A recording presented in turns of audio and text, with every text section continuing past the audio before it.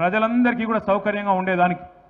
ఎందుకంటే ఎండాకాలం ఇబ్బంది అందరికీ కూడా ఇబ్బందే. కానీ పార్టీ ఆవిర్భావ దినోత్సవం అందులో 25వ సంవత్సరం రజతోత్సవం కాబట్టి బ్రహ్మాండమైన ఏర్పాట్లు. ఒక 10 లక్షల వాటర్ బాటిళ్ళు మరి పూర్తి స్థాయిలో అందుబాటులో పెడుతున్నాం. అవసరమైతే ఇంకా పెంచుకోవడానికి కూడా ఏర్పాట్లు చేసుకున్నాం. అట్లాగే 10 లక్షల చల్ల ప్యాకెట్లు మజ్జిగ ప్యాకెట్లు కూడా ఏర్పాటు చేసుకున్నాం. దాన్ని కూడా మొత్తం ప్రాంగణంలో ఎక్కడి వాళ్ళకి అక్కడే వారు కూర్చునే ప్రాంతంలో వాళ్ళు నిల్చునే ప్రాంతంలోనే పెద్ద ఎత్తున ఏర్పాట్లు చేసుకుంటూ ఉన్నాం. అట్లాగే మరి వచ్చిన వాళ్ళకి ఎవరికైనా ఎండ దెబ్బ కానీ ఇంకోటి కానీ ఏదైనా సమస్య వస్తే కూడా దాదాపు 100 పైచిలకు వైద్య బృందాలు కూడా ఇక్కడే అందుబాటులో ఉండి సేవలు అందించబోతూ ఉన్నారు. వారికి కూడా ప్రత్యేకమైన శిబిరాలు ఏర్పాటు చేసుకుంటూ ఉన్నాం. ఏమన్నా ఎమర్జెన్సీ ఉంటే దానికోసం కూడా ఆలోచన చేసి దాదాపు ఒక 15 నుంచి 20 అంబులెన్సులు కూడా దగ్గరలో పెట్టుకున్నాం. వాటిని కూడా ఏమన్నా ఇబ్బంది ఉంటే వెంటనే మనం వైద్య సహాయం అందించడానికి వాటిని కూడా ఏర్పాటు చేసుకున్నాం. అట్లాగే సుదూర ప్రాంతం నుంచి ఆడబిడ్డలు వస్తున్నారు, అన్నదమ్ముళ్ళు వస్తున్నారు, గులాబీ దండు కదులుతున్నది కాబట్టి వారందరి సౌకర్యం కోసం వచ్చిన వాళ్ళకి, ఎందుకంటే ఎండాకాలం మరి ఇబ్బంది కూడా ఉంటుంది కాబట్టి మరి చుట్టుపక్కల అన్ని ప్రాంతాల్లో కూడా చాలా పెద్ద ఎత్తున తాత్కాలిక టాయిలెట్ల నిర్మాణం కూడా కొనసాగుతున్నది. అవి కూడా పూర్తవుతాయి. అంటే అన్ని రకాలుగా వచ్చిన వాళ్ళకి పార్కింగ్ నుంచి సభ చేరుకోవడానికి ఈజీగా వచ్చిపోయేదానికి ఎక్కువ దూరం నడిచే అవసరం లేకుండా, అట్లాగే వచ్చిన తర్వాత నీళ్లు కానీ మజ్జిగ కానీ ఏమైనా ఇతరత్ర చిన్న అసౌకర్యం ఉంటే దానికి సంబంధించిన ఏర్పాట్లు కానీ అన్నీ కూడా ఆలోచించి, ఇక్కడ కాంగ్రెస్ గవర్నమెంట్ కాబట్టి మాకు వీళ్ళ కరెంటు మీద కూడా నమ్మకం లేదు. ఎందుకంటే కాంగ్రెస్ వచ్చినాక కరెంట్ ఎంత అవుతుందో నాకంటే బాగా మీకే తెలుసు. అందుకే దాదాపు 200 జనరేటర్లు కూడా ప్రత్యేకంగా ఏర్పాటు చేసుకున్నాం. వీళ్ళని నమ్ముకుంటే ఖచ్చితంగా వీళ్ళు మరి ఏదో రకంగా మోసం చేస్తారని తెలుసు కాబట్టి 200 జనరేటర్లు కూడా ప్రత్యేకంగా పార్టీ ఏర్పాటు చేసి గత 15-20 రోజులుగా ఇక్కడ వరంగల్ జిల్లా నాయకులు చాలామంది కష్టపడతా ఉన్నారు. సోదరులు వినయ్ భాస్కర్ గారు, సోదరులు పెద్ది సుదర్శన్ రెడ్డి గారు, సోదరులు పోచంపల్లి శ్రీనివాసరెడ్డి గారు, ఇంకా పెద్దలు గ్యాదరి బాలమల్లు గారు, మరి ఇక్కడనే అదేవిధంగా స్థానిక మాజీ శాసనసభ్యులు సతీష్ కుమార్ గారు మరి ఇక్కడే వారు మరి పూర్తి స్థాయిలో నిమగ్నమై ఈ మొత్తం ప్రాంగణము పార్కింగు ఇవన్నీ కూడా ఏర్పాటు పర్యవేక్షిస్తూ ఉన్నారు. పెద్దలు దయాకర్రావు గారు, అదేవిధంగా గౌరవనీయులైన రాజయ్య గారు, గౌరవ శాసనసభ్యులు పల్లా రాజేశ్వరరెడ్డి గారు, ఇంకా మిగతా మిత్రులందరూ కూడా రెడ్డి నాయక్ గారు, ఇంకా మన మిగతా మిత్రులందరూ కూడా ఎక్కడి వారు అక్కడ వారి వారి నియోజకవర్గాలకు సంబంధించి సత్యవతి రాథోడ్ గారు, ఇంకా కవిత గారు, అదేవిధంగా మిగతా మిత్రులు ఎంపీ రవి గారు, ఇంకా మన రవీంద్రరావు గారు, పేరు పేరున అందరికీ వారందరూ కూడా వారి వారి నియోజకవర్గాల్లో జన సమీకరణ, అక్కడి నుంచి ప్రజలు పెద్ద ఎత్తున తరలి వచ్చే ఏర్పాట్లు కూడా చేస్తూ ఉన్నారు. నాకు ఉన్న అవగాహన మేరకు టీఆర్ఎస్ చరిత్రలో, ప్రస్తుత బీఆర్ఎస్ చరిత్రలో ఇది ఒక అతిపెద్ద బహిరంగ సభ కాబోతా ఉన్నది. మీరందరూ కూడా చూస్తారు. ఎందుకంటే ప్రతి నియోజకవర్గం నుంచి ప్రతి జిల్లా నుంచి రిపోర్ట్ వస్తూ ఉంది. మాకు ఇంకా ఎక్కువ బండ్లు ఏర్పాటు చేయండి, కేసీఆర్ గారిని చూడాలి, ఆయన మాట వినాలి, ఆయన మాట వింటే ధైర్యం వస్తుంది, ఆయన మాట వింటే ఈ కాంగ్రెస్ అరాచక పాలన అంతం చేయడానికి ఈ బాధితులందరికీ గుండె నిండా మళ్ళొక్కసారి ఉత్సాహం వస్తుంది, కాబట్టి మేము వస్తామని చెప్పి ఎక్కడి వాళ్ళక్కడ ప్రతి నియోజకవర్గానికి సంబంధించి కూడా మరి ఒత్తిడి ఉన్నది. కానీ నేను మిత్రులందరినీ కోరుతా ఉన్నా, ముఖ్యంగా ఉమ్మడి వరంగల్ జిల్లా మిత్రులు, పక్కనే ఉన్న కరీంనగర్ జిల్లా మిత్రులను కూడా కోరుతా ఉన్నా, ఎవరికి ఏ వాహనం అందుబాటులో ఉంటే ఆ వాహనం తీసుకొని వచ్చేయండి. మీరు కొంతమంది దగ్గరున్న వాళ్ళు మోటార్ సైకిల్ మీద కూడా వస్తారు. హుస్నాబాదు హుజురాబాద్ వాళ్ళు పెద్ద ఎత్తున మోటార్ సైకిల్ మీద కూడా రావడానికి ఏర్పాట్లు చేసుకుంటా ఉన్నారు. జాగ్రత్తగా రండి. కానీ ఎవరికి ఏ చిన్న వాహనం దొరికినా అందుబాటులో ఉన్న వాళ్ళు రండి. నాకు పొద్దున్నే ఈరోజు ఒక దృశ్యం చూస్తే చాలా గొప్పగా అనిపించింది. మళ్ళీ ఉద్యమం నాటి రోజులు గుర్తొచ్చినాయి. ఇక్కడ వరంగల్లో సభలు జరిగినప్పుడు గతంలో నరసంపేట నుంచి అదేవిధంగా పరకాల నుంచి ఆ ప్రభ బండ్లు వచ్చేది పెద్ద ఎత్తున. అట్లాగే మళ్ళొక్కసారి ఈరోజు సూర్యాపేటలో బయలుదేరినారు. అప్పుడెప్పుడో బండి యాదగిరి గారు పాట రాసినారు, బండి వెనుక బండి గట్టి అందరం పోదాం బయలుదేరని.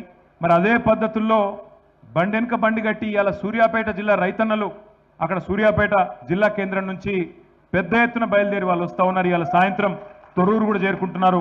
మధ్యాహ్నం 4 గంటల వరకు దంతాలపల్లి, తర్వాత 6-6:30 వరకు తొర్రూరు కూడా చేరుకుంటా ఉన్నారు. ఎడ్ల బండ్లు మొత్తం ఎడ్ల బండ్లు అక్కడి నుంచి ఇక్కడి వరకు ఎండపొడ తలగకుండా పొద్దున 9 లోపల ఆగుతున్నారు, మళ్ళా సాయంత్రం 4కి బయలుదేరి సూర్యాపేట నుంచి బయలుదేరి ఉద్యమ స్ఫూర్తి చాటుతూ రైతాంగానికి కేసీఆర్ గారి మీద ఉన్న ప్రేమను చాటుతూ అక్కడి నుంచి బయలుదేరి ఇక్కడ దాకా వస్తూ ఉన్నారు. మరి వారిని చూసి మనందరం కూడా నేర్చుకోవాలి. 60 లక్షల మంది గులాబీ దండు ఏదైతే ఉన్నదో వారందరికీ నా ప్రార్థన, ఇంతకు మించిన పని మనందరికీ కూడా ఏమీ లేదు. కాబట్టి మరి అందరం కూడా బయలుదేరుద్దాం. దయాకర్రావు గారు చెప్తున్నారు వర్ధనపేట నుంచి కూడా 500 ఎడ్ల బండ్లు బయలుదేరి రాబోతా ఉన్నాయని చెప్తున్నారు. కానీ ఆ ఎడ్ల బండ్లతో ట్రాఫిక్ జామ్ చేయకుండ్రి, 26 తారీఖే చేరుకుంటాడు చేయండి. ఎందుకంటే గతంలో కూడా ఎన్నో అనుభవాలు ఉన్నాయి. వరంగల్లో సభ జరిగింది అంటే జనగామ దాకా ట్రాఫిక్ జామ్ అయిన సందర్భం మీరే రిపోర్ట్ చేసినారు. అట్లా కాకుండా ఈసారి పద్ధతిగానే ప్లాన్ చేసుకుంటున్నాం. 2000 మంది వాలంటీర్లను పెట్టుకున్నాం. ఆ పిల్లలు కూడా ఇక్కడ ఉన్నారు, వాళ్ళ యూనిఫామ్లు వేసుకొని ఉన్నారు. 2000 మంది వాలంటీర్లు ప్రత్యేకంగా ఇప్పుడు ఇక్కడికి వచ్చినప్పుడు చూసుకుంటూ వచ్చినాం. చిన్న చిన్న కల్వర్ట్లు ఉన్నాయి, కాకతీయ కాలువ మీద కానీ కొన్ని చోట్ల వర్క్ నడుస్తున్నది, అక్కడ రోడ్డు నేరోగా ఉన్నది. అక్కడ ప్రత్యేకంగా వాళ్ళని డిప్లాయ్ చేద్దాం అనుకుంటా ఉన్నాం. అక్కడ 10 మంది చొప్పున ప్రతి చోట ఎక్కడికక్కడ అరేంజ్ చేసుకొని వాళ్ళు వచ్చిపోయే ట్రాఫిక్ మేనేజ్మెంట్ కూడా మరి ప్రభుత్వ వ్యవస్థ సహకరిస్తున్నది. ఇప్పటిదాకా పర్మిషన్ కూడా ఇచ్చినారు. వారు కూడా పోలీసు వాళ్ళు కూడా మరి ట్రాఫిక్ నియంత్రణ చేస్తారు. కానీ మా ఏర్పాట్లు కూడా మేము చేసుకుంటా ఉన్నాం. మేము కూడా 2000 మంది వాలంటీర్లను పెట్టుకొని వారిని కూడా మరి వినియోగించుకోబోతా ఉన్నామని చెప్పి తెలియజేస్తా ఉన్నాం. ఇది ఒక ఉత్కృష్టమైన సందర్భం. ఇట్లాంటి సందర్భాలు మళ్ళీ పార్టీ చరిత్రలో మళ్ళీ రావు. మళ్ళీ ఇంకో 25 ఏళ్లకు 50 ఏళ్ల పండుగ అప్పుడు మళ్ళీ గోల్డెన్ జూబ్లీ ఉంటుంది. కాబట్టి ఈ రాష్ట్రంలో ఉన్న ప్రతి గులాబీ సైనికుడు, ప్రతి కేసీఆర్ మరి దళంలోని సభ్యుడు అందరూ కూడా ఖచ్చితంగా ఇక్కడికి చేరుకునే విధంగా ఏ వాహనం అందుబాటులో ఉంటే ఆ వాహనం అందిపుచ్చుకొని మన నాయకుడు కేసీఆర్ గారికి అదేవిధంగా తెలంగాణ సమాజానికి ఒక కొత్త ఉత్సాహాన్ని ఇవ్వడానికి, జరుగుతున్న అరాచక పాలనను మరి ప్రశ్నించడానికి, వాళ్ళను ఖచ్చితంగా ఎదుర్కోవడానికి, ఎండగట్టడానికి, అదేవిధంగా బీజేపీ పార్టీ కూడా చేస్తున్న పన్నాగాలను గత 11-12 సంవత్సరాలుగా తెలంగాణకు చేస్తున్న అన్యాయాన్ని కూడా విడమర్చి చెప్పడానికి, అదేవిధంగా గ్రామానికి తిరిగి కేసీఆర్ గారి సందేశాన్ని చేరవేయడానికి మా వాళ్ళందరినీ కూడా కదిలి రావాలని విజ్ఞప్తి చేస్తూ ఉన్నాం. పెద్ద ఎత్తున ఈ కార్యక్రమానికి సహకరించిన మీడియాకు కూడా హృదయపూర్వకంగా ధన్యవాదాలు. మరి కేసీఆర్ గారు బహుశా దాదాపు 4:30 గంటలకే ఇక్కడ చేరుకుంటారు. చేరుకొని 5-5:30 గంటలకి సమావేశం ప్రారంభమవుతుంది. అందుకే మనందరం కూడా ఖచ్చితంగా కేసీఆర్ గారు చేరుకునే టైంకి మనందరం కూడా చేరుకోవాలి. 4:30 గంటలకి 4-4:30 గంటలకు చేరుకొని ముందు రెడీగా ఉంటేనే సార్ కూడా వస్తారు. సార్ ఇట్లాగూ హెలికాప్టర్ ద్వారానే వస్తున్నారు కాబట్టి మరి వారికి అన్ని అరేంజ్మెంట్లు కూడా చేయడం జరిగింది. టైంకి వస్తారు కాబట్టి మనం కూడా టైంకు చేరుకోవాలి. ట్రాఫిక్ మరి ఇంకోట్లో ఇరుక్కపోవద్దంటే కొద్దిగా ముందే వెళ్ళాలి. ఏప్రిల్ 27 నాడు మొత్తం రాష్ట్రంలోని 12,796 గ్రామ పంచాయతీల్లో ఎక్కడికక్కడ గులాబీ జెండాలు ఎగరవేసి మా సైనికులందరూ బయలుదేరాలి. అట్లాగే రాష్ట్ర వ్యాప్తంగా ఉండే మున్సిపల్ డివిజన్లలో కూడా ప్రతి మున్సిపాలిటీలో ప్రతి డివిజన్లో ఇవాళ జెండా ఎగిరేసి అక్కడి నుంచి మనం వరంగల్కు బయలుదేరాలి. పొద్దున్నే ఆ కార్యక్రమాన్ని పూర్తి చేసుకొని రాష్ట్రం అంతటా కూడా కదం దొక్కి చలో వరంగల్ అని చెప్పి అందరం కూడా ఇక్కడ చేరుకొని ఈ కార్యక్రమాన్ని విజయవంతం చేసుకుందాం. కేసీఆర్ గారి ప్రసంగం, కేసీఆర్ గారి సందేశం వినాలని చెప్పి ఇవాళ ప్రతి తెలంగాణ బిడ్డ కరోనా సమయంలో ఎంతైతే ఉత్సాహం, ఎంతైతే ఉత్సుకత ఉండేనో, కేసీఆర్ గారు ఏం చెప్తారు అనే ఒక ఆనాడు ఉత్సాహం కరోనా టైంలో ఎట్లయితే ఉండేనో, ఎట్లయితే కేసీఆర్ మాటలంటే ధైర్యం వస్తుందనే వాతావరణం ఉండేనో, మళ్ళొక్కసారి అదే వాతావరణం ఇవాళ రాష్ట్రం మొత్తంలో ఉంది. అందుకే తప్పకుండా ఈ కార్యక్రమం జయప్రదంగా చేసుకోబోతా ఉన్నాం.